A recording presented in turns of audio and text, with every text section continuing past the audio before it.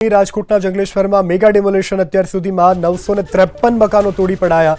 શાંતિપૂર્ણ માહોલમાં ડિમોલેશનની કામગીરી। આજે કુલ 1100થી વધુ મકાનોનું કરાશે ડિમોલેશન। રાજકોટના જંગલેશ્વરમાં ત્યારે મેગા ડિમોલેશન ચાલુ। અત્યાર સુધીમાં 953 મકાનો તોડી પડાયા।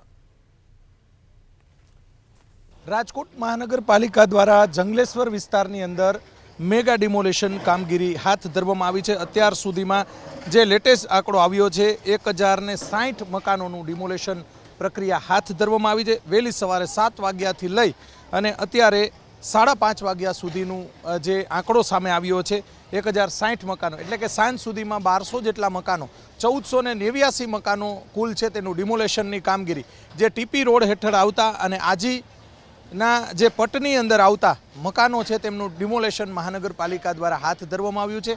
મોટાભાગના લોકોએ પોતાના મકાનો સ્વયંભૂ જ ખાલી કરી દીધા હતા। અત્યારે જોઈ શકાય છે કે જંગલેશ્વર વિસ્તારની અંદર લોકો પણ મોટી સંખ્યામાં અહીંયા હાજર છે। સઘન સુરક્ષા વ્યવસ્થા ગોઠવી દેવામાં આવી છે। 2500 કરતાં વધારે પોલીસ જવાનો, મહાનગરપાલિકાના અલગ અલગ વિભાગોનો 1500નો સ્ટાફ અને તમામ વિભાગો છેલ્લા 3 દિવસથી કામે લાગ્યા છે। લોકોને સમજાવટ કરવામાં આવી। લોકો વર્ષોથી અહીંયા વસવાટ કરતા લોકોએ જાતે જ મકાનો ખાલી કર્યા અને અત્યારે જોઈ શકાય છે કે ડિમોલેશનની જે પ્રક્રિયા છે મહાનગરપાલિકા દ્વારા ટીપી રોડ ખુલ્લો કરવા માટે અને આજીની નદીના કાંઠે જે દબાણો છે ત્યાં પણ જે કુલ 65 જેટલા જેસીબી મશીનો મૂકવામાં આવ્યા છે।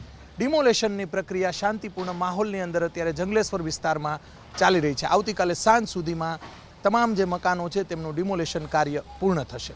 કેમેરામેન શુભ આશિયાની સાથે પરાક્રમસિંહ જાડેજા, એબીપી અસ્મિતા, રાજકોટ।